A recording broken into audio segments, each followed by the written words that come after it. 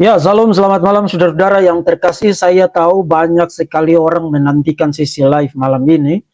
Karena sesi live malam ini terkait dengan salah seorang yang disebut pastor ya. Saya tidak tahu dia pastor di gereja mana. Namanya Brian Siawarta.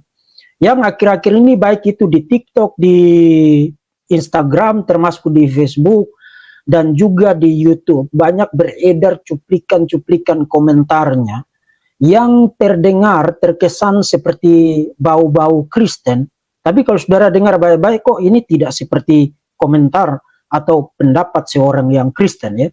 Dan karena itu kita perlu mengambil waktu untuk mencermati wawasan dunia apa atau theological beliefs apa, pandangan theological apa yang ada di balik komentar-komentarnya yang secara sporadik beredar di berbagai media sosial di Indonesia. Sehingga kita menjadi aware orang ini berasal dari kelompok yang mana dan apa yang mereka yakini di dalam kelompok itu dan apa respons kita, tanggapan kita sebagai orang Kristen. Nah, saudara-saudara, sebelum saya mulai, sekitar 10 menit sebelum jam 6 tadi sore di grup Rumah Besar BMPT KKI, Pak Joshua Teu membagikan sebuah link. Saya kira itu adalah sebuah sesi yang dia publish di channelnya. Saya asumsikan begitu, saya tidak sempat buka itu. Tapi judul dan thumbnail link itu sangat provokatif sekali. In fact tadi saya sempat memberikan balasan komentar. Jadi dia membagikan sebuah link judulnya "Jahat Kalian Semua Pendeta yang Menghakimi Pastor Brian, Licik dan Seterusnya." Jadi yang berkomentar tidak setuju terhadap pandangan Pastor Brian itu dianggap oleh pendeta Bishop, ya, dia menamakan diri Bishop Joshua Teu itu sebagai orang-orang yang jahat dan licik. Kemudian saudara-saudara di grup BMPT TKI saya langsung membalasnya. Kalau saudara bisa lihat, in fact sudah beredar screenshot dari komentar saya di BMPT TKI. Saya bilang begini, Pak Joshua Teu menyatakan ajaran sesat sebagai ajaran sesat itu tidak jahat. Hanya sesama bidat yang saling membela. Ajaran Anda itu bidat, sama bidatnya dengan ajaran Brian Siawarta. Kemudian saya tambah satu komentar lagi, dan Anda tidak punya hak ada di BMPT KKI ini yang pada anggaran dasarnya mengharuskan iman Trinitarian. Yes, Joshua Teu itu tidak Trinitarian. Dia oneness. BMPT TKI itu adalah kelompok persekutuan perguruan-perguruan tinggi keagamaan Kristen di Indonesia yang pada anggaran dasarnya mengharuskan keyakinan iman yang Trinitarian. Jadi saya tidak mengerti kenapa Joshua Teu tetap bercokol di dalam BMPT TKI itu dan dibiarkan terus merajalela, ada di berkeliaran, ada di grup itu. Tapi itu isu lain. Ya, poin saya adalah orang-orang seperti Joshua Teu, hanya orang-orang seperti Joshua Teu yang sama-sama bidat, yang akan membela posisi dari Brian ini. Dan itu bukan sekadar tuduhan, itu kita bisa buktikan bahwa Brian Siawarta adalah pengajar sesat. Dia bidat yang menamakan ajarannya sebagai Kristen progresif, yang akan saya buktikan malam ini. Dan by the way, bagi saudara-saudara yang Kristen yang selama ini lebih banyak tinggal di taman bunga, yang duduk di pantai yang tenang dan tidak pernah berurusan dengan Alkitab, tidak pernah berurusan dengan teologi, tidak pernah berurusan dengan bagaimana berbahayanya ajaran sesat merusak gereja. Kemudian saudara pikir, jangan menghakimi, jangan menuduh orang sesat, jangan jadi polisi teologi. Saya kasih tahu kepada saudara, shut up, diam kau tidak ngerti apa-apa. Kalau mengatakan bahwa pengajar sesat itu adalah pengajar sesat, dan kalau menyebut bidat sebagai bidat itu sesuatu yang licik dan jahat dan tidak mengasihi, apakah kamu akan mengatakan bahwa Yesus itu licik, jahat dan tidak mengasihi? Karena Yesus berulang kali berbicara tentang para pengajar sesat, mereka yang menyesatkan salah satu dari anak kecil ini adalah lebih baik dia tidak dilahirkan, atau adalah lebih baik batu kilangan itu diikatkan pada lehernya. Jadi apakah kamu akan menuduh Yesus sebagai orang yang licik, jahat, dan tidak mengasihi karena berbicara tentang para pengajar sesat dan berbicara tentang para nabi palsu? Atau apakah kamu akan berbicara tentang Paulus sebagai seorang yang licik dan yang jahat dan yang tidak mengasihi hanya karena dia memberikan peringatan mengenai bahaya dari orang-orang yang mengajarkan ajaran sesat.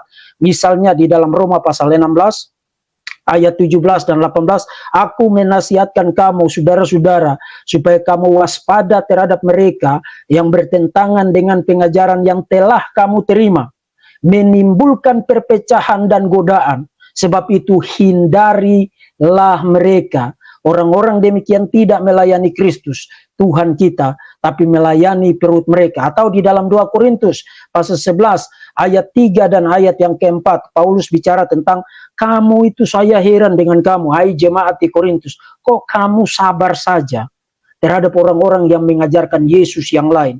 Atau di dalam Galatia pasal 1 ayat 6 sampai dengan ayat yang ke-8, kalau ada orang bahkan malaikat dari surga sekalipun mengajarkan Injil yang lain, terkutuklah dia. Apakah kamu akan mengatakan Yesus, Paulus, Yohanes, Petrus dan para rasul adalah orang-orang yang jahat dan licik dan tidak mengasihi karena mereka berbicara dengan sangat keras, sangat tajam mengenai bahaya dari para pengajar sesat? Ini akibat kekristenan selama ini tidak bicara tentang pengajaran, lebih banyak khotbah tentang berkat, khotbah tentang bagaimana menangani keuangan, membesarkan anak, bagaimana supaya bisnismu lancar, meskipun ada 1000 kios di situ. Tapi kalau kamu percaya Tuhan, kiosmu akan paling laku dan paling laris. Itu adalah ajaran yang menghancurkan gereja, tidak mempersiapkan orang-orang Kristen untuk berhadapan dengan para pengajar sesat yang sangat destruktif, meracuni kemurnian ajaran iman Kristen. Jadi saudara-saudara yang saya kasihi, mengatakan ajaran sesat sebagai ajaran sesat itu tidak berarti kita tidak punya kasih. Justru sebaliknya, kita mengasihi domba-domba Kristus, mengasihi kebenaran, mengasihi firman Tuhan. Itulah sebabnya kita harus berada di barisan paling depan untuk mengatakan, kamu salah, kamu mengajarkan yang salah, dan ajaranmu itu bertentangan dengan ajaran-ajaran yang telah dipertahankan oleh kekristenan sepanjang sejarah. Dan itu bukan hanya dipertahankan dengan argumentasi, tapi dipertahankan dengan darah, dengan harta benda, dengan waktu, dengan tenaga, bahkan dengan nyawa mereka. Tidak sedikit yang dibuang, dipenjarakan, bahkan dibunuh demi mempertahankan kemurnian ajaran iman Kristen sejak masa Yesus sampai dengan detik ini. Jadi jangan biarkan siapapun, termasuk bidat Joshua Theo, mencoba membalik-balik narasi, menciptakan narasi bahwa orang yang mengatakan orang itu bidat, orang yang mengatakan orang lain itu sesat, dan ada dasarnya untuk mengatakan begitu, maka orang itu adalah jahat dan licik dan tidak punya kasih. Itu adalah pemutarbalikan narasi, pemutarbalikan kebenaran, pemutarbalikan fakta, dan memang itulah yang dilakukan oleh bidat seperti Joshua Theo. Dan by the way, Joshua Theo, kalau kamu nonton ini kamu tidak terima, saya sudah berulang kali challenge kamu untuk berdebat dengan saya. Yes, anytime kalau kamu mau berdebat, saya siap berdebat dengan kamu dan saya akan libas kamu supaya kamu tidak lagi punya panggung di Indonesia ini. Betul-betul saya akan libas kamu. Jadi jangan berkomentar yang aneh-aneh ya. Oke, saudara-saudara, mari kita langsung mulai untuk membahas tentang topik ini. Dan juga buat si Brian ini. Sebelum saya mulai, si Brian ini kalau ada yang punya kontaknya, kasih tahu dia kalau dia mau berdebat. Kalau dia mau berdebat, membela posisi kekristenan progresifnya itu istilah yang oksimoron, ya kontradiktif di dalam istilah-istilahnya. Nanti saya akan buktikan. Kalau dia mau membela, mempertahankan posisi kekristenan progresifnya itu, posisi bidatnya itu, saya Verbum Veritatis siap anytime untuk berdebat dengan dia. Apakah berdebat face to face atau berdebat melalui StreamYard atau melalui Zoom. Tim saya di Keluarga Iman Rasuli silakan untuk bersiap-siap. Kalau si Brian ini berkenan untuk ada di dalam perdebatan, silakan atur kapan, topik spesifiknya apa, dan ayo kita main. Oke saudara, saya akan membuktikan bahwa Kristen progresif itu tidak Kristen dan tidak progresif. In fact itu adalah bidat yang daur ulang berbagai macam sampah-sampah konseptual di dalam sejarah menjadi sesuatu yang kelihatannya baru, padahal sebenarnya tidak ada yang baru sama sekali. Dan sebelum kita mulai, supaya kita tidak dituduh untuk menciptakan fitnah, saya akan tampilkan dua cuplikan komentar, dua cuplikan komentar dari Brian Siawarta. Kemudian nanti saya akan perlihatkan kepada saudara, itu tidak Kristen dan itu tidak progresif. In fact, itu adalah pandangan bidat. Saya akan perlihatkan kepada saudara videonya. Mengerti dan melihat bahwa Alkitab pun sering bertabrakan, bahwa tidak semuanya itu menjadi satu patokan yang selalu dipakai Tuhan di setiap waktu.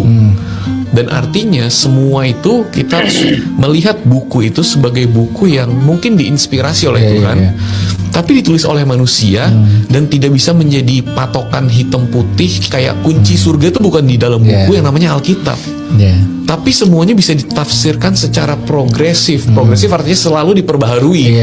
Jadi hari ini pun kita bisa mempertanyakan berlaku atau enggak, berarti dan melihat bahwa Oke, jadi saudara perhatikan, kalau saudara dengar komentar yang tadi, itu terdengar seperti Kristen, karena dia bicara tentang Alkitab, dia bicara tentang mungkin diinspirasikan. Jadi terminologinya dia ambil dari kekristenan, tapi meaningnya betul-betul dia kasih sesuatu yang baru, yang tidak pernah diafirmasi oleh kekristenan yang historik.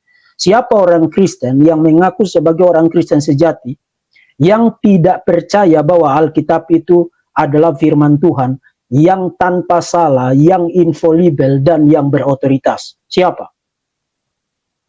Artinya begitu dia bilang, oh Alkitab itu tidak bisa menjadi patokan, Alkitab itu bertabrakan isinya satu sama lain, saudara mulai langsung lihat dia pakai istilah Kristen, istilah Alkitab, istilah diinspirasikan, tapi dia kasih meaning yang non-Kristen. Jadi tidak peduli kamu pakai istilah Kristen, tapi kalau kamu kasih arti yang non-Kristen, kamu non-Kristen. Jadi komentar tadi itu komentar non-Kristen. Meskipun dia menamakan dirinya pastor, dia menggunakan istilah Kristen, menggunakan istilah Alkitab, menggunakan istilah diinspirasikan. Tidak peduli kamu gunakan istilah apa, yang paling penting adalah meaning apa, makna apa yang kamu lekatkan, kamu isi kepada istilah-istilah itu. Dan makna yang dia kasih tahu kepada kita tadi, itu betul-betul sama sekali non-Kristen. Jadi Kristen progresif itu non-Kristen berdasarkan apa yang dia jelaskan bagi kita. Satu lagi, kemudian nanti saya akan mempresentasikan materi saya untuk saudara. Kali ini tentang keselamatan. Ya, Habib Jafar itu anak Tuhan Yesus. I know from the first time. Bro, bagaimana lo mendengar statement itu? Gua anak cucu Nabi Muhammad sih, lo salah bro. Gue suka deh. Lanjut. Karena maksudnya anak tuh apa? Karena kan Yesus tidak menikah. Oh iya, kalau kita di Kristen kita Lu nggak gituin bro barusan bro. Oh iya. Ada apa ini? Iya enggak, kita di Kristen kan kita melihat Tuhan itu sebagai duit Bapa. apa sih? Gini-gini. Udah dapat 50.000 dari anak. Maksud gue gini. Jadi anak maksudnya apa? Cara pikir Kristen progresif itu kita melihat semuanya dari lensa bahwa Tuhan adalah Bapa yang baik.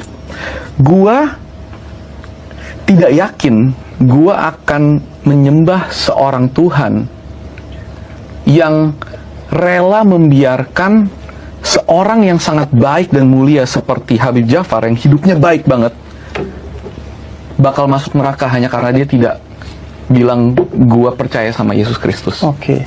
Gua nggak percaya bahwa Tuhan itu tidak adil atau setega itu. Karena kita melihat Tuhan sebagai Bapa yang baik. Nggak mungkin orang kalau hidupnya udah baik hanya karena dia tidak berdoa lipat tangan, hanya karena berdoanya itu sujud di lantai, hanya karena bajunya berbeda, hanya karena dia...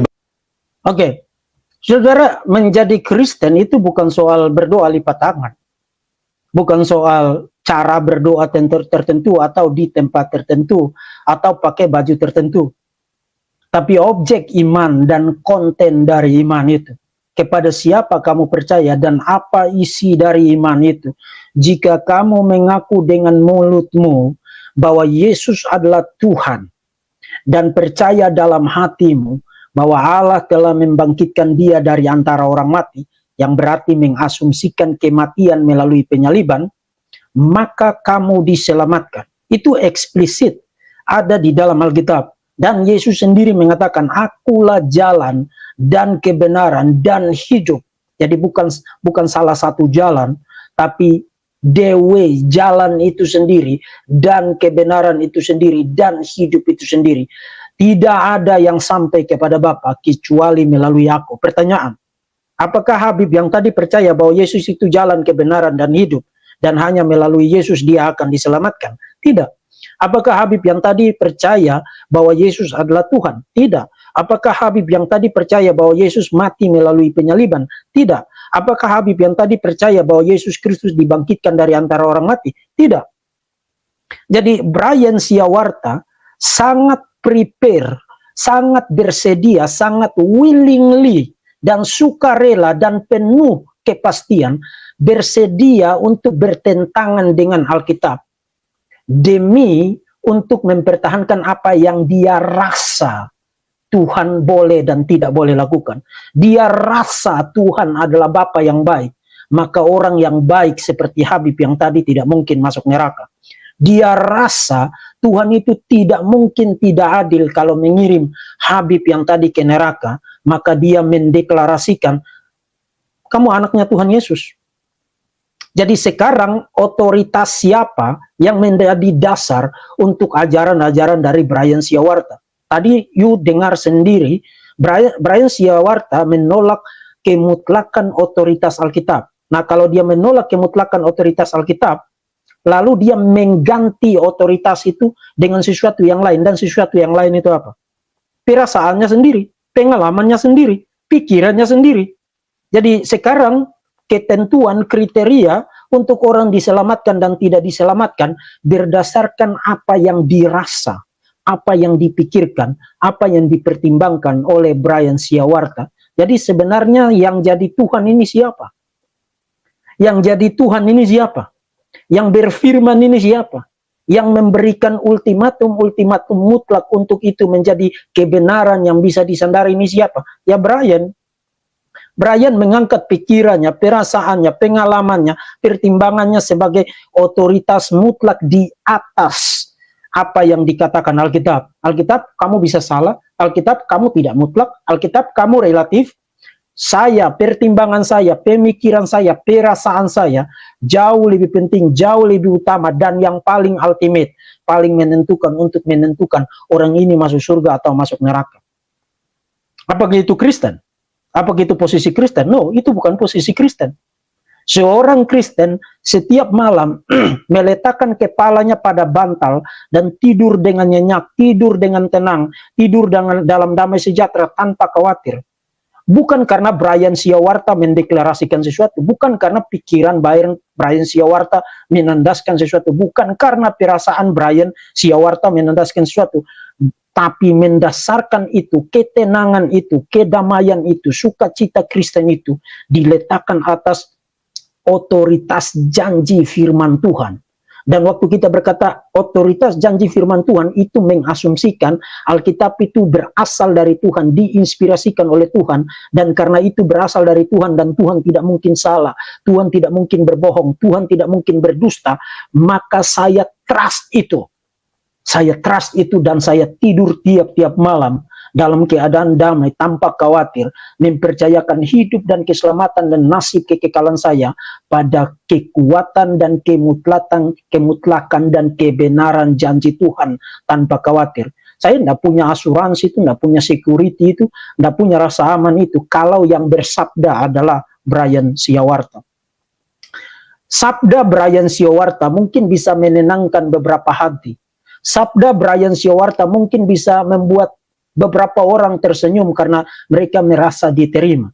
Tapi sabda Brian Siawarta tetap hanyalah sabda Brian Siawarta, tidak punya kuasa, tidak punya otoritas, dan tidak bersifat mengikat. No, waktu dia mengganti otoritas Alkitab dengan pertimbangannya sendiri, dengan pikirannya sendiri, dengan perasaannya sendiri, dia sedang membuang batu karang yang kokoh itu dan menggantinya dengan pasir berlumpur yang goyah dan yang membinasakan.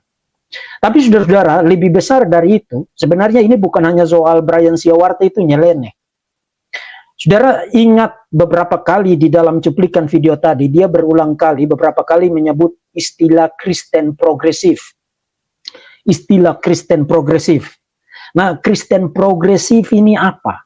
Dan kapan mulainya? Saudara-saudara, karena itu saya akan mengajak saudara untuk langsung memperhatikan materi yang sudah saya siapkan bagi saudara-saudara sekalian, dan perhatikan baik-baik edukasi diri saudara, karena nanti di dalam presentasi ini saudara-saudara, saya tidak akan kutip dari sumber kedua.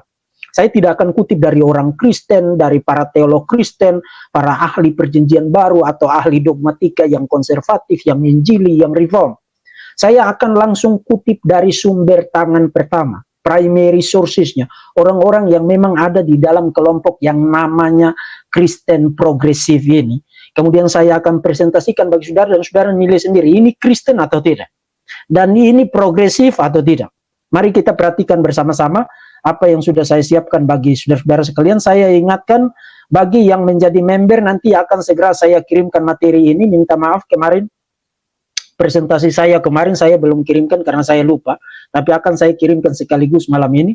Yang tidak jadi member juga tidak apa-apa, tapi yang ingin mendapatkan materi-materi ini secara langsung, silakan jadi member dan join dengan grup Telegram, grup WhatsApp Verbum Veritatis, dan setiap presentasi formal semacam ini akan saya langsung bagikan bagi saudara-saudara sekalian. Oke, mari kita langsung mulai. Ini sesi belajar. Jadi saya akan kasih kepada saudara sejumlah literatur utama dari orang-orang yang memang menganut pandangan ini. Ini karena screen saya kecil atau slide saya kecil, jadi yang ada sekarang di screen itu hanya ada 6 buku ya. What Does a Progressive Christian Believe, itu dari Delwyn Brown. Kemudian Philip Goulet, If the Church Were Christian. Kemudian masih penulis yang sama, If Grace is True. Kemudian John Bowers ya, One Priest Wandering. Richard Rohr, ini tokoh yang sangat utama ya, Richard Rohr ini, The Universal Christ. Kemudian Marcus Borg ya, The Heart of Christianity. Nah, kalau saudara lihat literatur tadi, nanti saudara bisa screenshot untuk saudara cari ya, dan masih banyak yang lain. Tadi saya bilang slide saya kecil.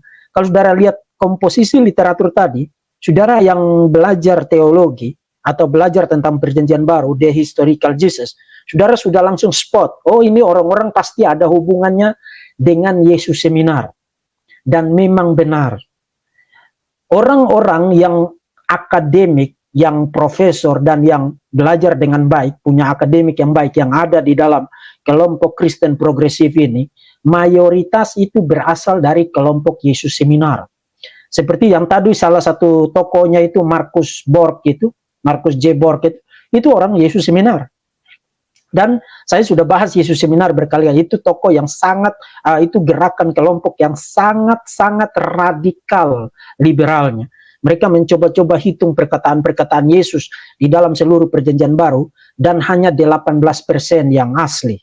Menolak mujizat, menolak nubuatan apokaliptik Yesus, dan segala sesuatu yang terkait dengan ketuhanan Yesus, itu ditolak sama sekali oleh orang-orang ini.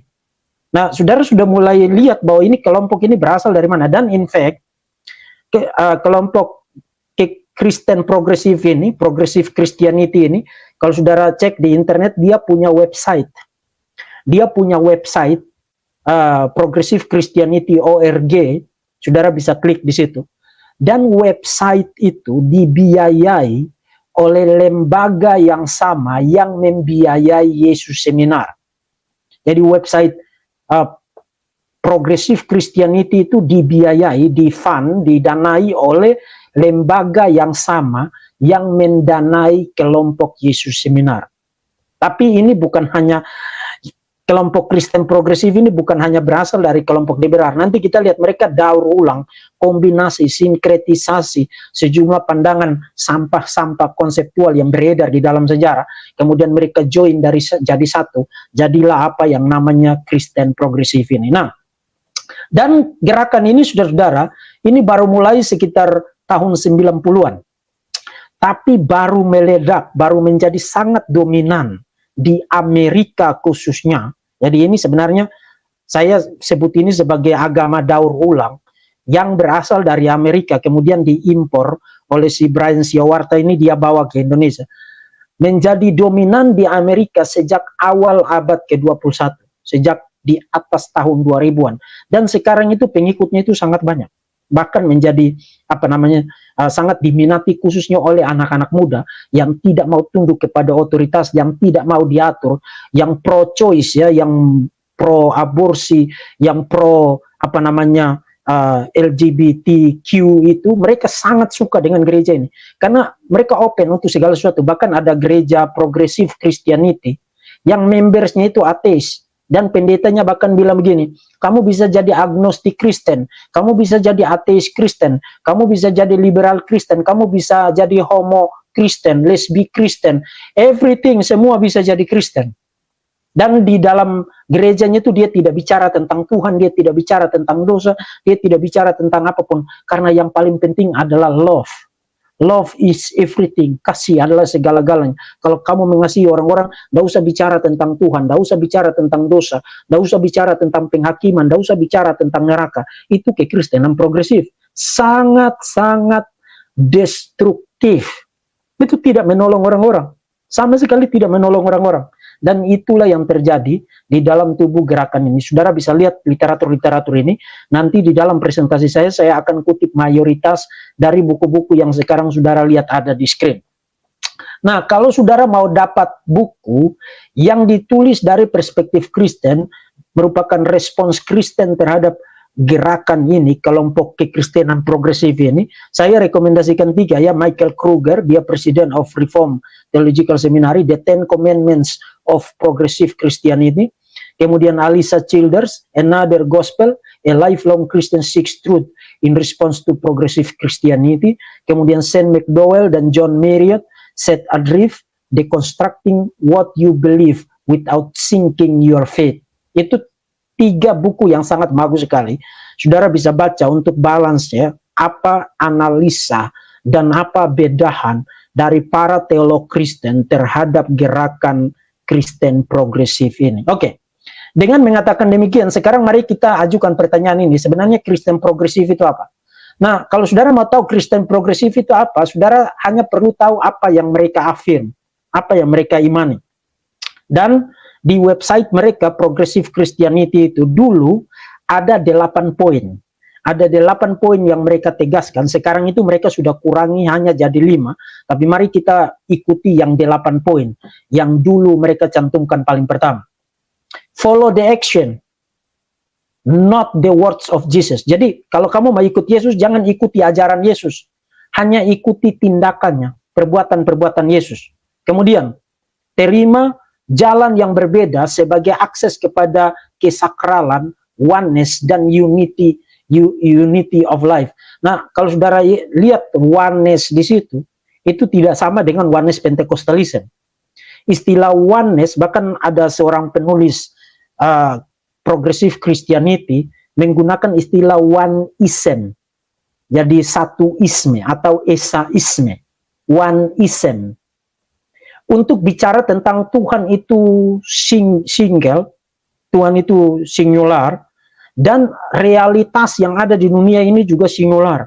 Nah, ini yang nanti berlatar belakang pada pandangan panentheism. Nanti akan saya perlihatkan di dalam diagram selanjutnya.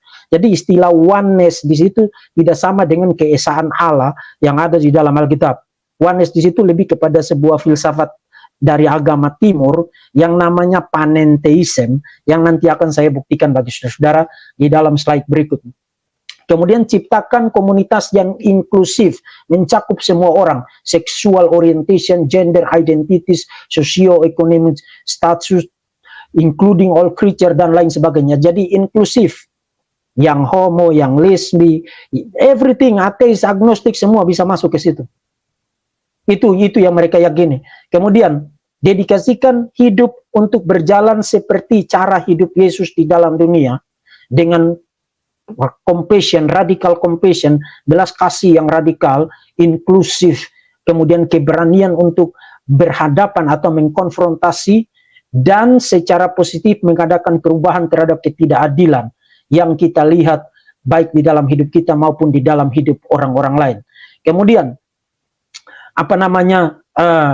value grace, artinya junjung tinggi anugerah kasih karunia, berpikiran terbuka dan berhati terbuka, menolak eksklusif truth claims. Jadi tidak ada klaim yang eksklusif, tidak ada absolute truth.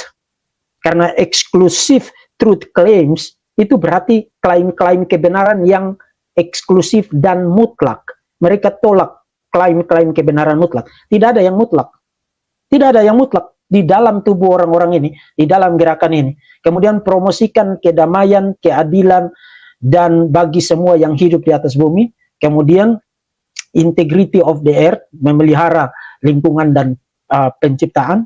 Kemudian bersumpah untuk setia kepada belas kasihan. Kemudian selfless, tidak cinta diri, kasih yang tidak cinta diri, mengejar personality, kepribadian yang otentik, dan iman yang meaningful. Kalau saudara lihat apa yang mereka affirm tadi, itu adalah sebuah gerakan yang sama sekali mayoritas poin-poin tadi itu tidak Kristen. Itu tidak Kristen. Jadi pertanyaannya atas dasar apa? Atas dasar apa gerakan ini disebut sebagai Kristen dan disebut sebagai Kristen yang progresif? Saya akan buktikan itu istilah yang completely oxymoron. Oxymoron itu berarti bertentangan di dalam kandungan-kandungan maknanya. Tapi untuk membuktikan itu mari kita lihat. Saya sudah coba menolong saudara menggambar sebenarnya ini gerakan lahir dari mana. Saudara, kalau saudara dengar apa kata Brian tadi, menolak otoritas Alkitab, mengatakan Alkitab bisa salah dan bertabrakan dengan sains, bertabrakan dengan banyak hal sekali, berkontradiksi dan lain sebagainya. Itu adalah posisi liberalisme klasik. Liberalisme menolak status Alkitab sebagai firman Tuhan yang berotoritas mutlak. Yes, mungkin ada firman Tuhan di dalamnya, tapi tidak semuanya firman Tuhan. Menolak mujizat, menolak kelahiran Yesus melalui perawan, melalui anak darah, dan menolak klaim-klaim ketuhanan Yesus. Itu semua ditolak, termasuk menolak hal-hal yang sifatnya supernatural. Itu liberalisme klasik. Dan nanti saya akan buktikan itu semua ada di dalam tulisan para teolog, para penganut Kristen progresif. Penolakan terhadap ketuhanan Yesus, penolakan terhadap mujizat-mujizat Yesus, penolakan terhadap kelahiran Yesus dari anak darah, penolakan terhadap Alkitab sebagai firman Tuhan. Itu adalah ciri khas liberalisme klasik yang dipungut oleh mereka yang menamakan diri sebagai Kristen progresif. Kemudian dekonstruksi. Nah, dekonstruksi ini apa? Saudara-saudara, ini istilah yang berasal dari seorang filsuf Prancis. Namanya Jacques Derrida, ya, itu satu analisis filosofis dan literer. Tapi inti sederhananya begini, menurut Derrida, kalau kamu baca sebuah teks, kamu jangan berpikiran bahwa teks itu punya makna yang pasti. Jadi tidak ada the true meaning of the text, tidak ada. Karena tidak ada the true meaning, maka semua kesimpulan pembacaan terhadap teks itu hanya interpretation, itu hanya penafsiran. Jadi penafsiran kamu bisa benar, penafsiran saya bisa benar, penafsiran situ bisa benar. Itu sebabnya teks itu tidak punya tidak punya makna tunggal, single meaning, tapi teks itu punya makna yang plural, poly meaning, punya makna yang plural. Jadi tafsiran kamu benar, tafsiran saya benar, meskipun saling bertentangan tidak apa-apa. Karena menurut Derrida, begitu kamu bilang teks itu punya makna tunggal, maka kamu akan menjadi eksklusif. Jadi untuk menolak eksklusivitas kebenaran, Derrida bilang kita tidak boleh bilang bahwa teks itu punya makna tunggal. Nah, kalau saudara baca literatur dari para tokoh Kristen progresif, khususnya misalnya mereka bicara tentang keempat kitab Injil, mereka tidak bilang, mereka tidak akan pernah kasih tahu saudara bahwa Matius, Markus, dan Lukas itu mempresentasikan pandangan yang akurat mengenai Yesus.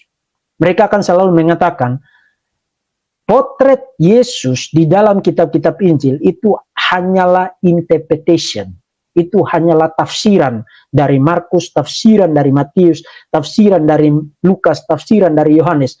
Tugas kamu untuk pick and choose, mana yang kamu suka, mana yang cocok dengan kamu. Kamu tidak harus ikut salah satu.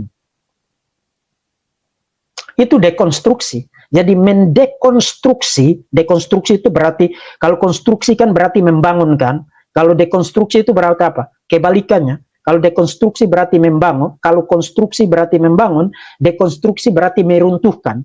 Jadi meruntuhkan pandangan bahwa ada the true meaning, ada makna yang fix, ada makna yang pasti, dan ada makna yang sebenarnya dari sebuah teks. Itu dekonstruksi dari Derrida.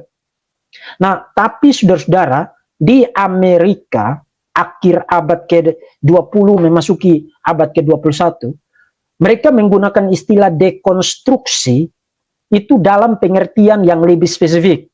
Khususnya di kalangan anak-anak muda yang nanti sangat tertarik sekali dengan Kristenan progresif ini. Apa yang mereka gunakan? Di dalam kebudayaan culture Amerika abad ke-21, istilah dekonstruksi digunakan oleh anak muda yang tidak mau tunduk kepada otoritas, tidak mau terikat dengan gereja, tidak mau mengaku ada kebenaran mutlak, yang tidak mau diatur-atur oleh gereja. Mereka menggunakan istilah dekonstruksi dalam arti reject, menolak klaim-klaim kebenaran Kristen yang konservatif dan am. Alkitab firman Tuhan itu di-reject. Yesus itu Allah yang menjadi manusia, itu di-reject. Allah Tritunggal adalah Allah pencipta yang berkehendak mutlak dan berkedaulatan mutlak, mengatur semua harus tunduk kepada Tuhan, itu di-reject. Bahwa keselamatan hanya ada di dalam Tuhan Yesus Kristus, dan kamu tidak dapat diselamatkan kecuali mengaku iman bahwa Yesus Kristus adalah Allah yang menjadi manusia, juru selamat satu-satunya, itu di-reject. Nah, itu disebut dekonstruksi. Jadi dekonstruksi secara filosofikal itu konsepnya disediakan oleh Derrida, kemudian anak-anak muda di Amerika, termasuk orang-orang yang menamakan diri kekristenan progresif itu, mereka pungut konsepnya Derrida dari Perancis itu, sama seperti anjing yang pungut tulang dari atas meja, kemudian mereka bikin itu menjadi lebih spesifik. Dekonstruksi berarti saya tolak Alkitab firman Tuhan, saya tolak Yesus Kristus sebagai Tuhan, saya tolak kelahirannya dari anak darah, saya tolak Allah Tritunggal, saya tolak keselamatan hanya ada di dalam Kristus. Itu namanya dekonstruksi. Kalau saudara mau tahu tentang itu, sebentar saya balik ke belakang, ada satu buku yang sudah menulis itu secara baik, di buku nomor yang ketiga dari Saint McDowell dan John Merritt itu, Deconstructing What You Believe Without Sinking Your Faith. Jadi itu buku secara khusus membahas tentang dekonstruksi, dan itulah persis semangat dari kekristenan yang progresif. Semangat mereka adalah semangat rebel, memberontak. Semangat mereka adalah semangat destroy. Semangat mereka adalah semangat reject. Jadi memberontak, destroy, dan menolak segala sesuatu yang ada di dalam kekristenan yang konservatif. Kamu bilang Alkitab firman Tuhan, mereka tolak itu. Kamu bilang Yesus itu Allah yang berinkarnasi menjadi manusia, the second person of the Trinity, the eternal Son of God, mereka tolak itu. Kamu bilang keselamatan hanya ada di dalam Kristus, dan karena itu kita harus memberitakan Injil, memanggil orang-orang kepada pertobakan, mereka akan tolak itu. Kamu mengatakan semua orang telah berbuat dosa dan telah kehilangan kemuliaan Allah, dan upah dosa ialah hukuman yang kekal. Mereka bilang no, kalau kamu bicara tentang neraka sekarang itu tidak menarik. Mari kita konform kepada culture zaman sekarang. Semua yang diklaim oleh kekristenan itu sumber masalah, sumber penindasan, sumber opresi, sumber ketidakadilan. Jadi mereka tolak itu, tolak semua yang ada di dalam kekristenan, tapi bukan hanya tolak, mereka kasih nama buruk. Mereka kasih label yang buruk. Jadi mereka menyebut kekristenan yang konservatif itu sebagai sumber penindasan terhadap kaum homoseksual, kaum LGBT, sumber dari ketidakadilan terhadap orang-orang yang terpinggir, termasuk juga sumber ketidakadilan terhadap perlakuan terhadap perempuan. Jadi mereka bukan hanya rebel, bukan hanya memberontak, bukan hanya menolak, bukan hanya ingin destroy, tapi mereka kasih nama buruk. Nah, kalau kamu menyebut sebuah pandangan dengan nama buruk, dengan label yang jelek, maka meskipun orangnya itu tidak ngerti apa-apa, tapi kan dia tidak suka yang jelek, maka dia akan ikuti kamu. Itu adalah strategi mereka untuk menangkan banyak sekali anak muda di Amerika saat ini. Kemudian, panentheism. Nah, panentheisme itu beda dengan panteisme. Beda.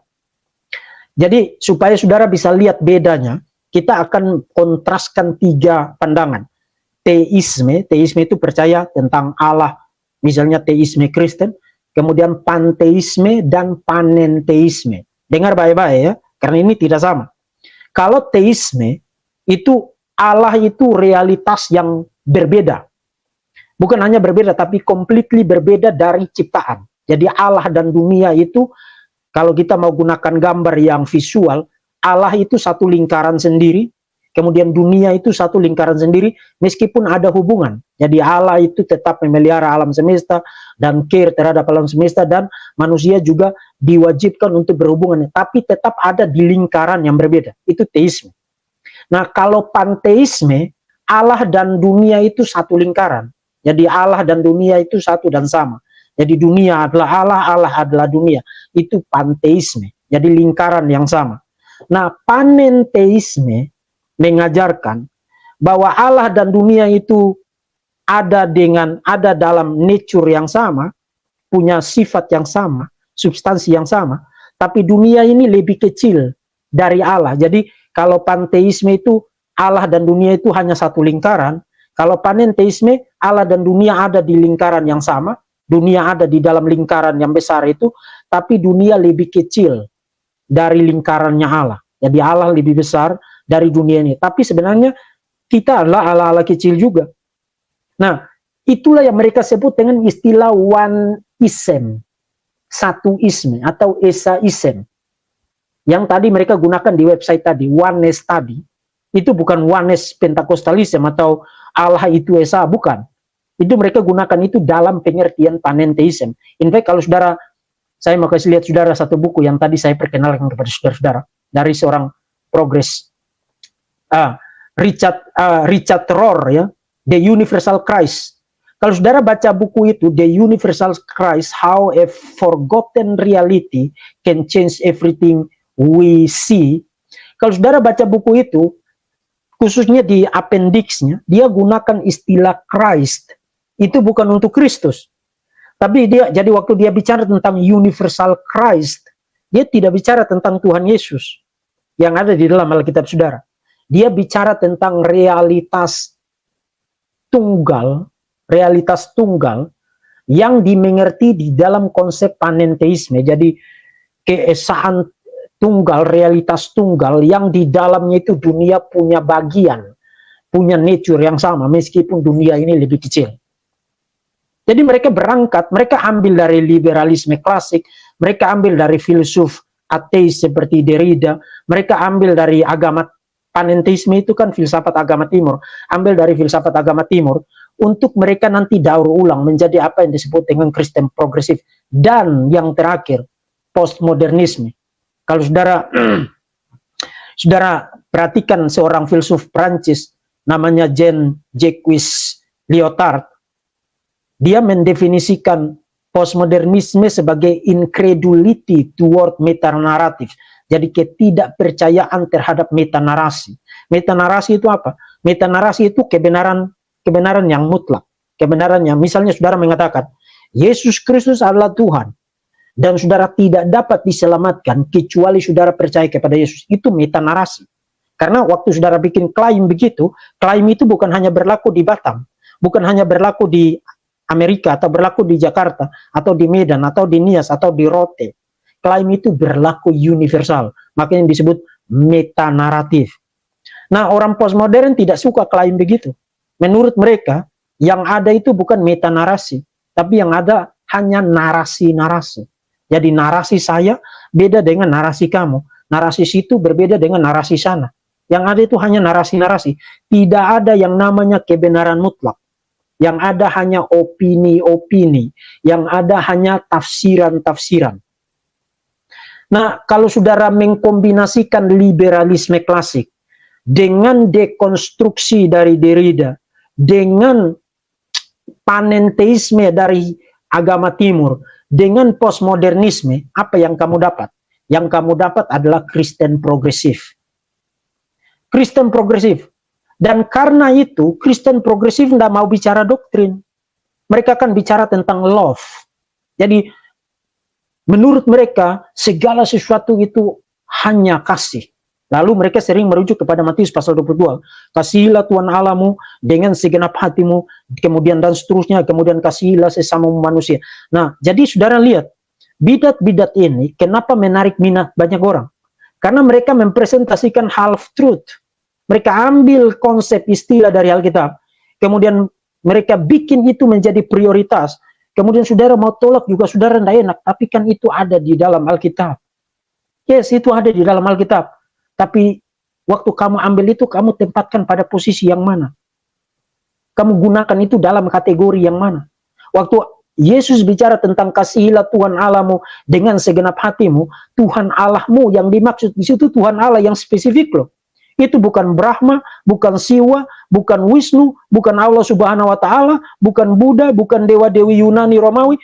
Kasihilah Tuhan Allahmu di situ adalah Yahweh yang sudah mewahyukan diri sejak ada di dalam perjanjian lama. Dan waktu Yesus bicara tentang kasihilah sesamamu manusia di situ, itu dasarnya apa? Dasarnya adalah perintah, kehendak, larangan, komando dari Tuhan yang sudah ada, seluruhnya ada di dalam Alkitab. Jadi Tuhan yang spesifik, dengan kehendak yang spesifik, dengan tuntutan yang spesifik, dan itu mutlak. Itu absolut. Tapi saudara lihat, mereka ambil kata kasihnya, kemudian mereka lepaskan dari konteks yang eksklusif itu, kemudian mereka kasih meaning yang lain. Jadi waktu mereka bicara tentang inclusive love sebagai core value, nilai inti yang paling mendasar untuk gerakan mereka, yang paling penting adalah kasih. Kasih yang mereka maksudkan itu, mereka kasih makna yang sifatnya cultural, romantic love, social love, political love, everything, tapi bukan theological love, seperti yang saudara baca di dalam Alkitab. Itu pencurian terminologi, kemudian mereka twist itu, putar balikan itu, dan kasih meaning, makna yang sama sekali lain. Itu kekristenan progresif. Nah, pertanyaan, kenapa tadi saya katakan ini tidak Kristen dan tidak progresif? Of course tidak Kristen, karena semua yang diyakini untuk orang itu menyebut diri Kristen, Alkitab, firman Tuhan, Allah Tritunggal, kemudian Yesus Kristus Allah sejati, menjadi manusia sejati, Roh Kudus, pribadi ketiga Allah Tritunggal. Keselamatan hanya ada di dalam Kristus dan kita terima melalui anugerah. In fact, satu-satunya agama di dalam dunia ini yang mengajarkan bahwa kamu diselamatkan itu bukan karena kamu melakukan sesuatu, tapi kamu dapatkan itu atas dasar anugerah yang kamu terima itu melalui iman saja, supaya itu mentransformasi kamu untuk melakukan perbuatan. Itu kekristenan, itu the gospel. Itu the gospel, itu semua ditolak. Karena kalau kamu bicara tentang Allah Tritunggal, Yesus Kristus Allah sejati, manusia sejati, Yesus Kristus satu-satunya jalan, dan keselamatan hanya ada di dalam Kristus, dan itu anugerah, maka kamu membuat klaim yang eksklusif. Dan saudara ingat di 8 poin tadi, mereka bilang tidak ada yang namanya klaim kebenaran yang eksklusif, tidak ada klaim kebenaran yang mutlak. Jadi mereka nggak mau bicara tentang semua itu, dan in fact mereka menolak itu. Ada yang malu-malu dan mengatakan yes, Yesus itu Tuhan, seperti Brian tadi.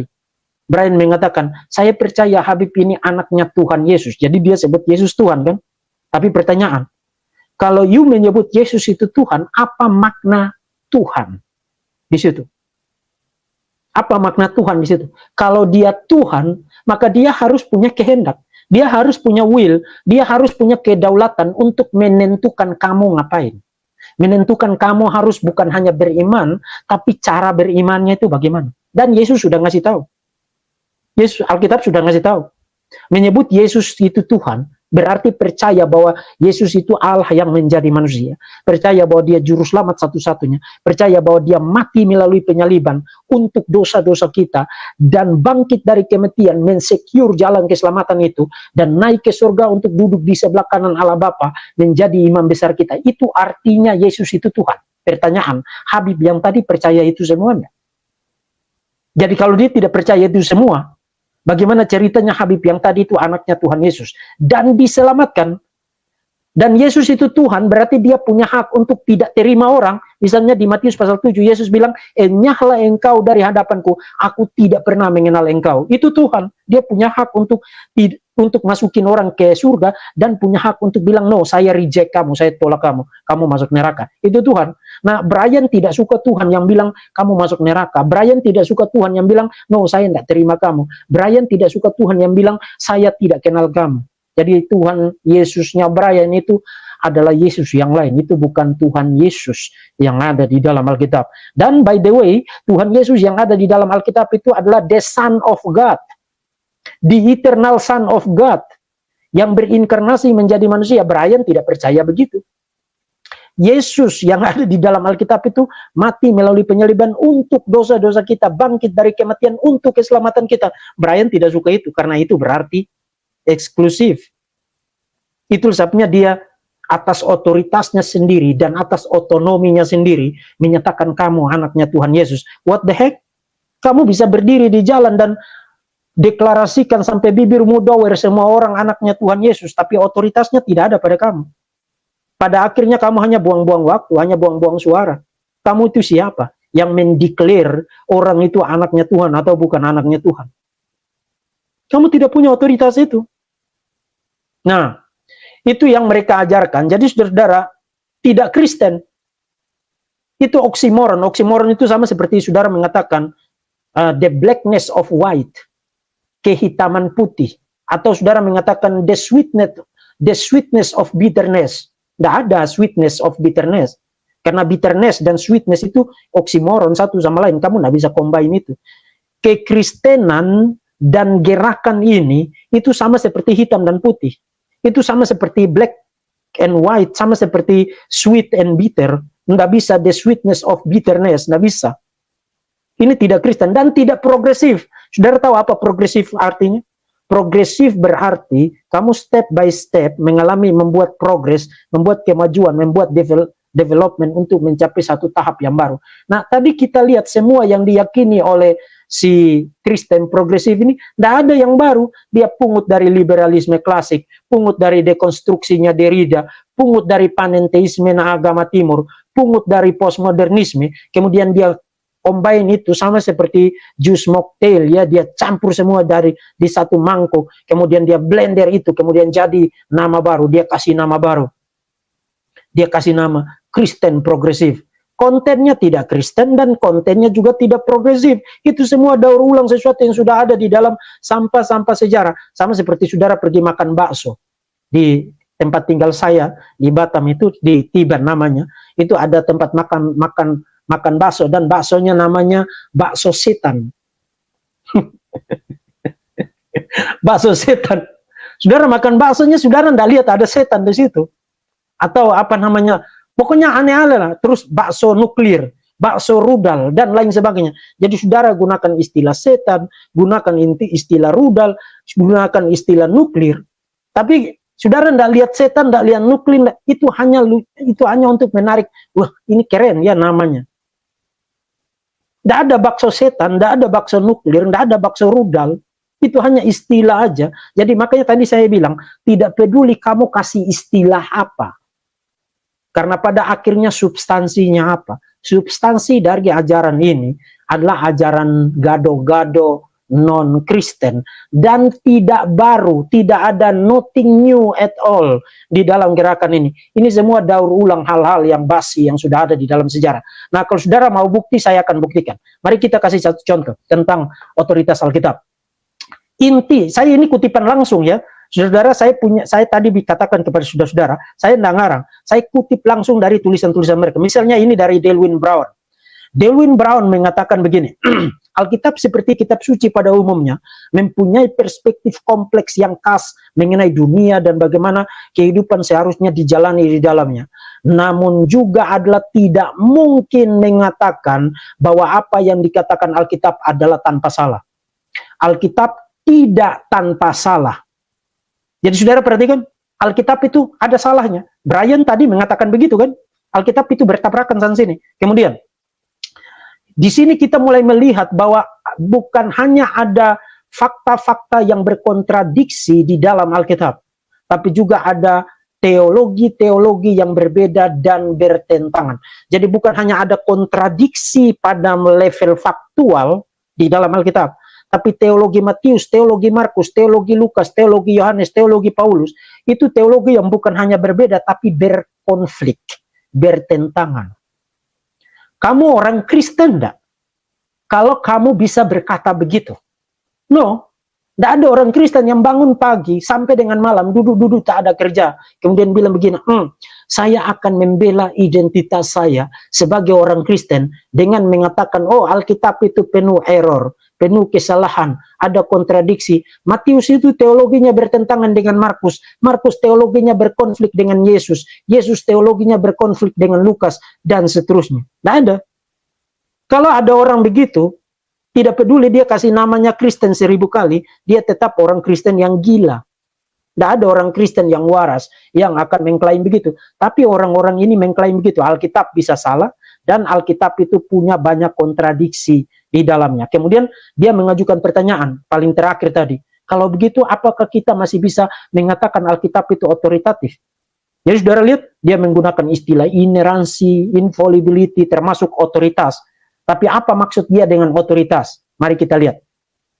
Otoritas Alkitab, jika istilah ini memiliki makna, tidak mengharuskan kita untuk menyesuaikan diri dengan sudut pandang yang rumit dan kadang-kadang saling bertentangan ini. Jadi yes, Alkitab berotoritas. Tapi itu tidak berarti kamu harus ikut semua yang ada di dalam Alkitab. Itu persis yang dikatakan Brian tadi. Kamu tidak bisa ikut semua karena berkonflik, bertentangan, bertabrakan. Jadi kalau begitu apa maksudnya berotoritas? Oh, dia jelaskan bagi kita apa maksudnya otoritas. Menurut progressive Christianity, otoritas tidak mengharuskan kepatuhan. Kutipan yang poin kedua tadi. Otoritas tidak mengharuskan kepatuhan. Otoritas itu memuji kebebasan.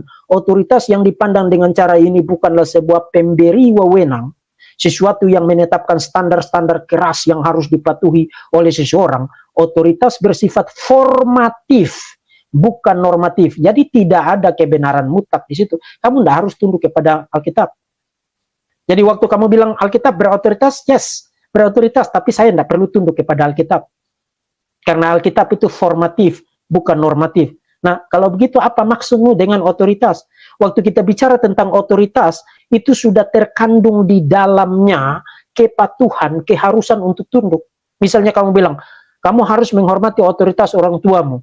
Itu berarti kamu harus tunduk kepada apa kata orang tuamu. Tidak ada anak yang tunduk kepada otoritas orang tuanya, tapi kalau bicara dengan orang tuanya ngomong satu kata, dia 25 kata. Kemudian orang tuanya duduk, dia pergi kemudian buang piring di depannya, kemudian tampar bapaknya, kemudian injak ibunya, dan dia bilang, yes, otoritasmu saya hargai, kamu orang tua saya sangat menghormati otoritas, karena otoritas berarti kamu memberi saya kebebasan untuk tidak tunduk kepada kamu. Itu gila. Itu sama seperti orang pergi kepada polisi dan bilang begini, saya sebagai warga negara yang bebas, tunduk kepada otoritas negara ini, wewenang dari hukum, dan hukum memberi saya hak untuk melanggar hukum. Itu kontradiksi. Waktu kamu bicara tentang otoritas, by necessity, adalah keharusan untuk kamu tunduk. Otoritas itu normatif. Tidak ada otoritas yang tidak punya normatif. Jadi saudara lihat orang-orang ini mencuri istilah-istilah kekristenan, kemudian mereka kasih makna yang sama sekali, wow, tidak ada sama sekali. In fact itu kontradiktif, tapi itulah kekristenan yang formatif. Kontradiktif sama seperti mukanya si Brian itu muka yang kontradiktif ya. The Bible is otoritatif, saudara perhatikan. Alkitab berotoritas bagi umat Kristen progresif karena Alkitab memberdayakan, bukan membatasi. Alkitab diperhatikan karena Alkitab membentuk kita, bukan karena Alkitab menjadi norma bagi kita. Saudara lihat, Alkitab tidak jadi norma buat mereka, tidak jadi patokan buat mereka, dan Alkitab tidak menjadi jalan kamu harus ikut. No, mereka tidak suka begitu, dan itu cocok dengan liberal, cocok dengan postmodern, cocok dengan Derrida, cocok dengan dekonstruksi, cocok dengan itu semua. Anak-anak muda sekarang kan begitu. Jangan atur-atur saya. Ini hidup saya. Hei anak-anak muda dengar. Kalau kamu berprinsip begitu, kamu sedang meminum racun dari filsafat satanik dari zaman ini. Of course kamu harus diatur. Kamu harus tunduk kepada otoritas. Kamu tidak tiba-tiba nongol di dalam dunia ini. Kamu nongol di dalam dunia ini karena ada otoritas-otoritas. Dan karena itu kamu harus tunduk. Kamu harus mau diatur, dibina, didisiplin. Harus mau tunduk kepada norma-norma. Tapi dunia liberal yang ada di Amerika, di Barat, yang menselebrasi, merayakan kebebasan seksual, kebebasan gender, dan lain sebagainya, nggak mau diatur. Mau ngapain itu? Nah, kekristenan progresif ini mencoba untuk kasih sesuatu yang cocok dengan keinginan dunia ini. Kamu ingin kebebasan tanpa batas, saya kasih kamu. Kamu ingin otonomi, saya kasih kamu. Kamu ingin lepas dari otoritas apapun, mari, saya punya kekristenan yang cocok dengan semua itu. Mari ke sini. Itu sama seperti saudara-saudara. Saudara pergi ke pasar, kemudian kaki saudara kekecilan, sepatunya kebesaran. Kaki saudara kebesaran, sepatunya kekecilan. Kemudian yang suka saudara lakukan bukan ganti sepatunya. Yang saudara lakukan itu potong kaki saudara supaya cocok dengan sepatunya. Itu yang dilakukan oleh kekristenan yang progresif. Jadi mereka gunakan istilah otoritas, tapi mereka kasih isi yang sama sekali kontradiktif dengan istilah itu. Kemudian ini masih dari penulisnya. Keberagaman sudut pandang dalam Alkitab, bahkan dalam hal teologis yang penting, tidak melemahkan otoritasnya. Sebaliknya hal ini penting bagi otoritas Alkitab. Ini adalah sarana yang melaluinya Alkitab mengajarkan kita untuk berpikir sendiri, untuk mengembangkan identitas kita sendiri sebagai orang Kristen dalam budaya-budaya tertentu. Jadi mereka mencoba menghibur saudara. Kalau saudara bilang, kalau Alkitab berkontradiksi, banyak salahnya, masih tidak berotoritas. Mereka bilang masih. Karena itu adalah cara Alkitab untuk bicara tentang otoritasnya. Jadi saudara mulai lihat ya, orang-orang ini bicara dengan lidah bercabang. Jadi cara Alkitab menegaskan otoritasnya adalah dengan mempresentasikan fakta yang salah, kemudian teologi yang bertentangan. Kemudian mereka bilang tetap berotoritas. Karena itu adalah cara Alkitab menunjukkan kita supaya kita berpikir sendiri, jangan terikat dengan Alkitab. Jadi Alkitab punya kesalahan supaya kita tidak terikat dengan Alkitab, supaya kita berpikir otonom, berpikir bebas, dan terserah kita. Makanya Brian tadi atas otoritasnya sendiri bilang kepada Habib yang tadi, kamu anak Tuhan Yesus. Yes, karena Alkitab tidak normatif buat dia. Alkitab tidak ngatur dia. Dia yang ngatur apa yang dia mau. Itu Brian.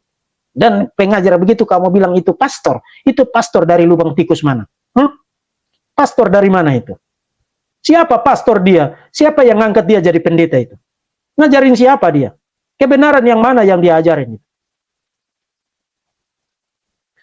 Oke, itu tentang sekarang Yesus.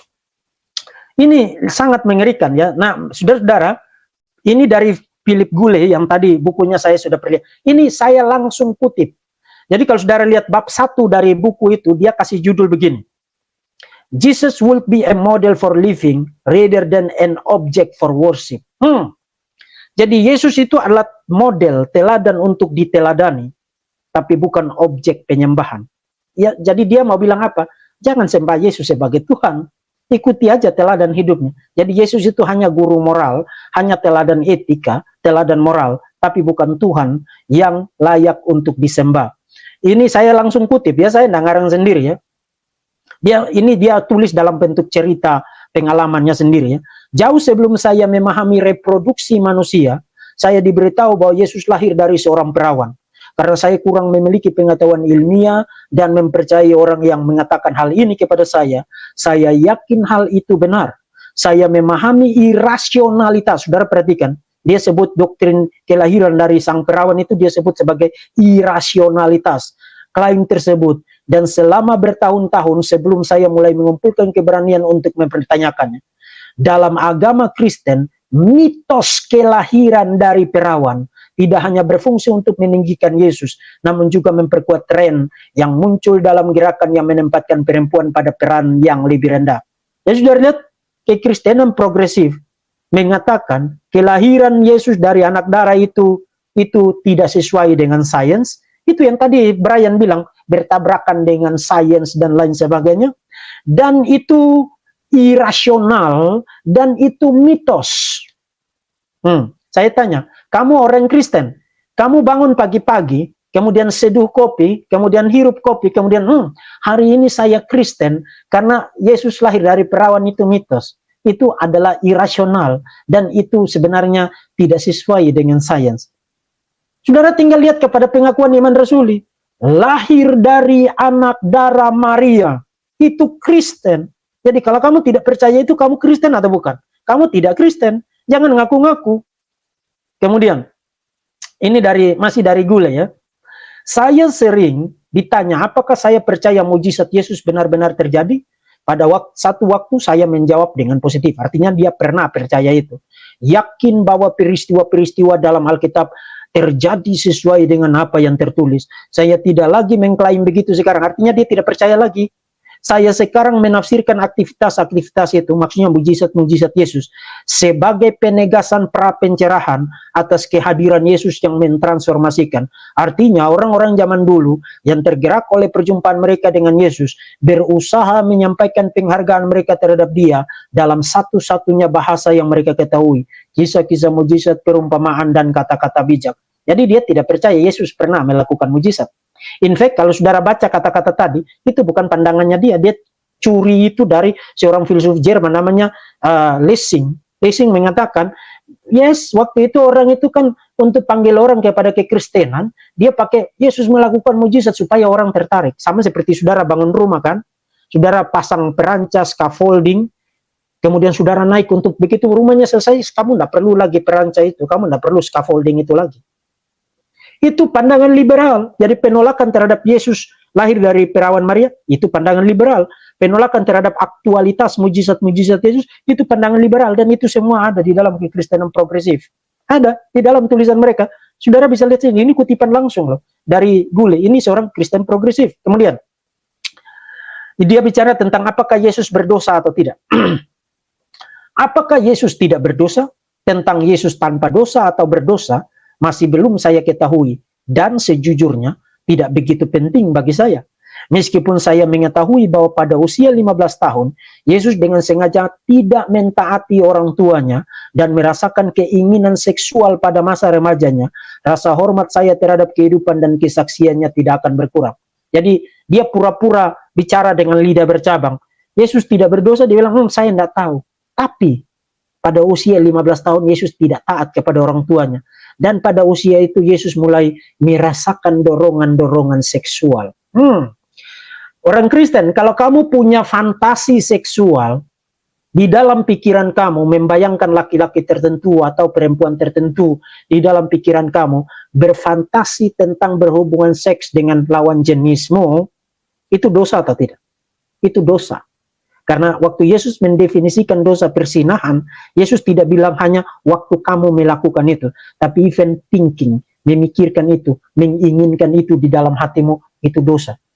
Artinya orang-orang ini bicara dengan lidah bercabang. Di satu sisi mereka, saya tidak tahu apakah Yesus berdosa atau tidak. Tapi dia langsung kasih tahu, Yesus pernah tidak taat orang tuanya, dan Yesus punya inklinasi, punya fantasi-fantasi seksual. Jadi Yesus berdosa atau tidak menurut orang ini? Berdosa. Karena bagi mereka tidak penting Yesus itu berdosa, tidak berdosa. Karena mereka tidak butuh juru selamat yang tanpa dosa. Yang mereka butuhkan itu hanya teladan moral. Pertanyaan saya adalah, kalau kamu butuhkan teladan moral apa yang bisa kamu teladani dari Yesus? Kalau Yesus tidak taat orang tuanya, dan kalau Yesus itu punya fantasi seksual yang berdosa. Kamu masih bisa menyebut dia guru moral enggak? Masih bisa menyebut dia enggak? Oh, orang-orang ini bilang, masih bisa. Itulah mereka. Karena mereka tidak mengerti apa yang namanya konsistensi. Kemudian, apakah tujuan Yesus meyakinkan orang bahwa dia adalah Tuhan? Apakah dia ingin mendirikan agama baru yang tujuannya adalah pemujaan terhadap dirinya? Meskipun itu adalah sebenarnya saya ragu itu yang dimaksudkan Yesus. Jadi dia tidak percaya Yesus itu Tuhan. Bahkan dia bilang Yesus tidak pernah bermaksud untuk membuat orang menyembah dia. Kemudian dia bilang begini, kabar baik bagi kita adalah kita dapat menemukan kehidupan dalam teladannya. Menerima mereka yang terpinggir, menyembuhkan mereka yang sakit, menguatkan mereka yang lemah, mengasihi mereka yang diremehkan, menantang mereka yang berkuasa, menggunakan pengaruh mereka untuk melakukan penebusan.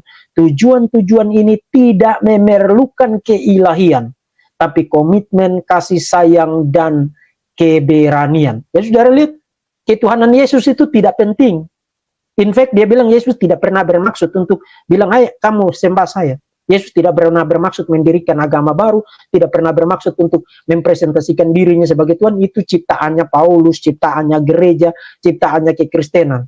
Karena yang paling penting adalah menolong orang miskin, memberi makan yang lapar, memberi pakaian kepada yang telanjang, dan berani untuk menentang ketidakadilan. Pertanyaan, apakah memberi makan orang miskin itu ajaran Yesus? Yes. Memberi pakaian untuk yang telanjang ajaran Yesus? Yes. Menolong orang-orang yang terpinggir dan menderita dan tertindas? Yes. Memperjuangkan ketidakadilan ajaran Yesus? Yes. But di dalam perjanjian baru, itu semua hanya mungkin, hanya possible dilakukan kalau itu berangkat dari pengakuan bahwa Yesus itu Tuhan. Jadi menolong orang miskin, memperjuangkan ketidakadilan, menolong orang-orang yang terpinggir, yang dipenjara, diperlakukan tidak adil, itu semua baru mendapatkan meaningnya, maknanya, kalau dimulai dari pengakuan Yesus adalah Tuhan. Karena saudara ingat di Matius pasal 25, Yesus bilang apa? Pada waktu aku lapar, kamu tidak memberi aku makan. Pada waktu aku haus, kamu tidak memberi aku minum. Pada waktu aku telanjang, kamu tidak memberi aku pakaian. Kemudian orang-orang bilang begini, kapan kami melihat engkau lapar dan kami tidak memberi engkau makan? Kapan kami tidak melihat engkau tidak punya pakaian dan tidak memberi engkau pakaian? Kapan kami melihat engkau di penjara dan kami tidak membesuk engkau? Yesus bilang, segala sesuatu yang kamu lakukan untuk saudara-saudaraku yang paling kecil ini, kamu lakukan untuk aku. Saudara, itu adalah klaim ketuhanan. Yesus bukan hanya mengklaim identifikasi dengan orang-orang kecil, tapi dia mengklaim kepemilikan atas mereka. Jadi kalau kamu lakukan itu untuk dia yang memiliki mereka, maka kamu lakukan itu untuk pemiliknya. Itu sebabnya Yesus bilang, kamu kalau lakukan itu, kamu lakukan untuk saya. Jadi menolong orang miskin, memberi makan orang yang lapar, memberi pakaian yang telanjang, menolong yang diperlakukan tidak adil, yang tertindas, yang terpinggir, itu semua hanya punya makna di dalam klaim ketuhanan Yesus. Kamu tidak bisa menceraikan itu. Dan justru itulah yang dilakukan oleh kekristenan yang progresif.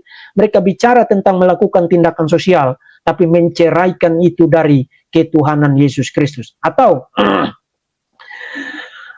sebab sukacita iman Kristen tidak dapat ditentukan dalam hafalan dogma-dogma tentang Yesus, namun teladan belas kasihannya yang mempunyai kekuatan untuk mengubah kita dan dunia ini. Ini persis seperti semboyan orang-orang anak-anak muda di Amerika sekarang. No creed but Christ. Tidak perlu pengakuan iman, yang penting Yesus. Tidak perlu doktrin, yang penting itu love. All is love. Semua all about love, semua tentang kasih. Tidak perlu doktrin, tidak perlu ajaran. Itu kekristenan progresif.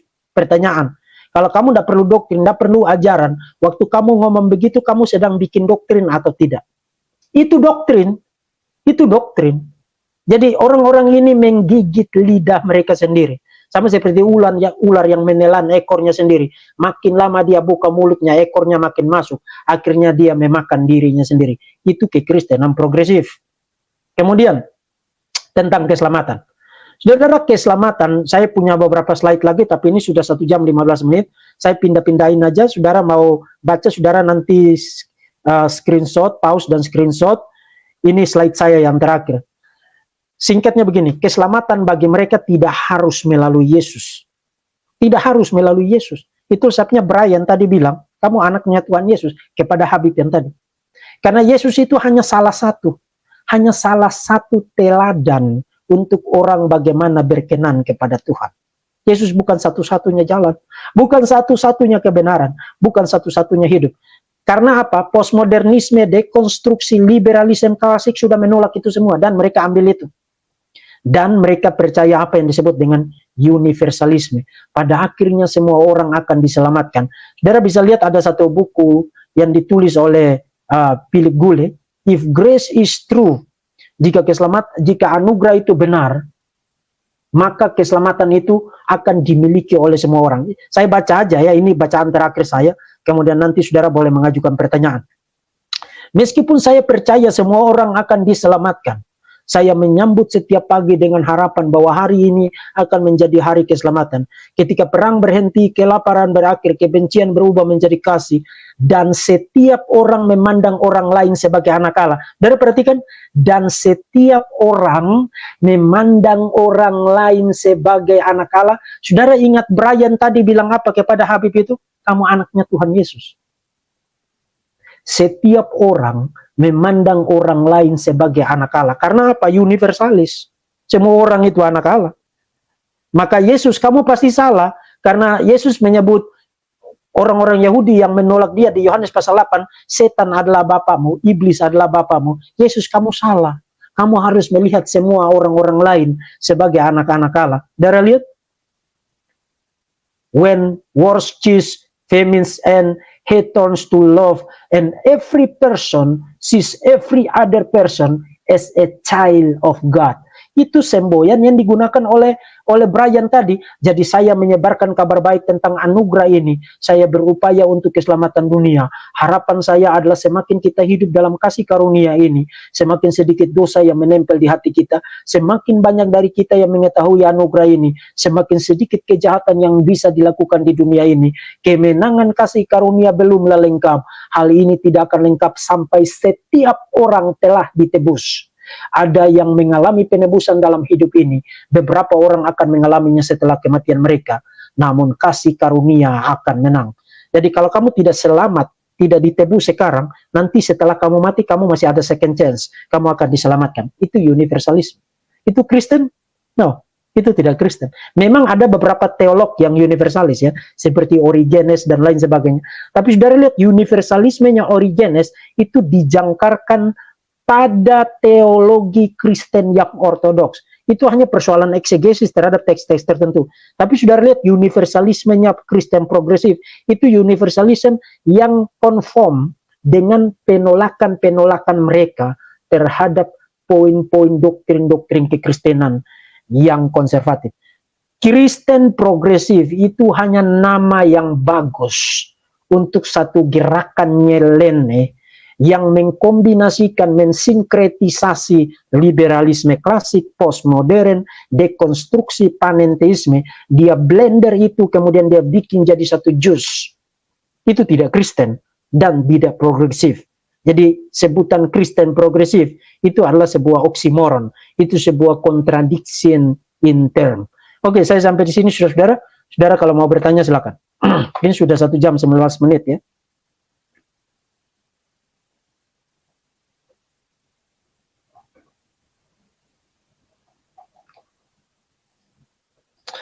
Terima kasih Pak Lawasale, Tuhan memberkati ya.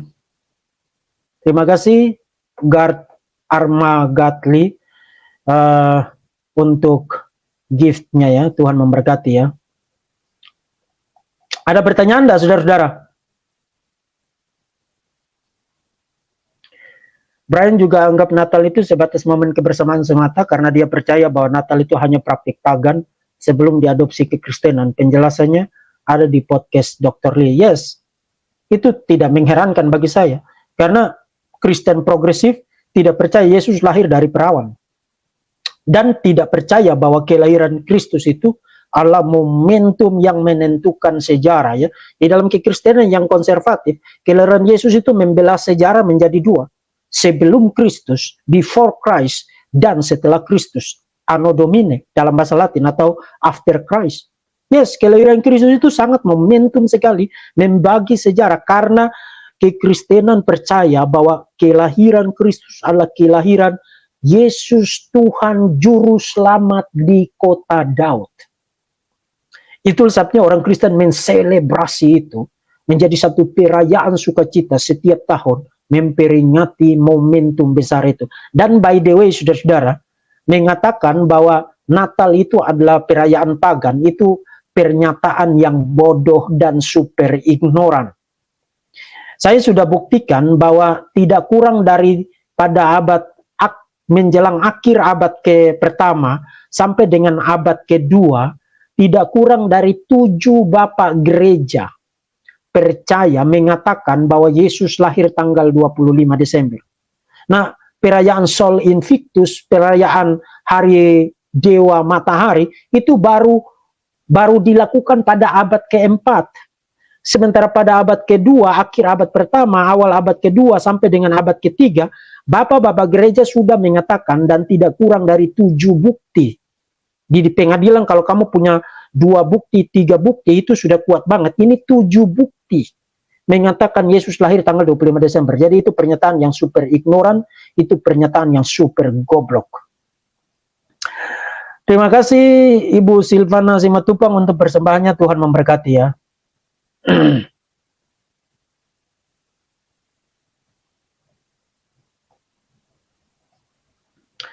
Salam Pak, orang ini selain sesat sepertinya berusaha tampil nice agar terkesan Kristen toleran, sebagaimana seharusnya tampil toleran jika kita berada di posisi seperti itu. Oke, ini pertanyaan yang bagus ya, terima kasih Pak Jito. Dan saya berharap ini pertanyaan terakhir yang saya jawab sebelum saya nanti take break ya, karena saya belum makan malam ya. Oke, saya jawab ini kemudian kita selesai ya. Jadi saudara, toleransi itu tidak berarti without truth, tidak berarti tanpa kebenaran. Jadi waktu saya bilang saya toleran terhadap saudara, itu berarti saya tahu saudara dan saya itu tidak sama. Kalau kita sama maka tidak ada toleransi. Ngerti nggak? Kalau kita sama aja, maka tidak ada yang namanya toleransi. Toleransi mempresaposisikan atau mengasumsikan bahwa ada perbedaan, bahkan ada pertentangan. Jadi menegaskan perbedaan dan menegaskan pertentangan di dalam sebuah dialog yang toleran, itu bukanlah intoleransi. In fact, saya salut dengan Habib yang tadi. Waktu Brian bilang, kamu anaknya Tuhan Yesus, dia segera bilang, saya anak cucunya Muhammad. Dan itu tidak berarti bahwa dia tidak toleran loh. Justru dia sedang menegaskan posisi teologisnya. Soal benar atau salah menurut kita itu persoalan lain. Tapi itulah toleransi. Toleransi tidak berarti kita mengorbankan kebenaran demi niceness. Demi terkesan nice. Itu justru tidak toleran. Toleransi yang sejati berarti kamu mengatakan apa yang kamu yakini, saya hargai itu. Saya mengatakan apa yang saya yakini, saya hargai itu. Itu sebabnya filsuf Prancis yang sering dikutip mengatakan, saya akan membela hakmu sampai mati untuk mengatakan apa yang kamu ingin katakan, meskipun saya tidak setuju dengan kamu. Jadi toleransi tidak berarti bahwa kita mengorbankan kebenaran, mengkompromikan kebenaran. Justru toleransi berarti kamu katakan aja apa yang kamu harus katakan sebagai bagian dari imanmu, dan saya wajib menghargai itu. Dan menghargai tidak berarti saya harus setuju loh. Jadi seperti Ustadz yang tadi ya, waktu Brian bilang kamu anaknya Tuhan Yesus, dia punya cara yang bagus untuk tidak setuju dengan Brian dengan mengatakan saya anaknya Muhammad. Itu kan pernyataan tidak langsung, dia tidak setuju dengan Brian. Dia juga tidak mau disebut anaknya Tuhan Yesus juga. Dia lebih suka disebut sebagai anak cucunya Muhammad. Dan itu bagus. Itu imannya dia. Kita wajib menghargai itu. Brian yang nyeleneh dan tidak tahu diri, maksa-maksain orang tidak mau disebut anaknya Tuhan, dia maksa-maksain. Bahkan dia coba kasih justifikasi. Itu justru tidak toleran. Itu kompromi. Itu kehilangan identitas. Dan in fact itu stupid. Itu yang kedua. Yang ketiga.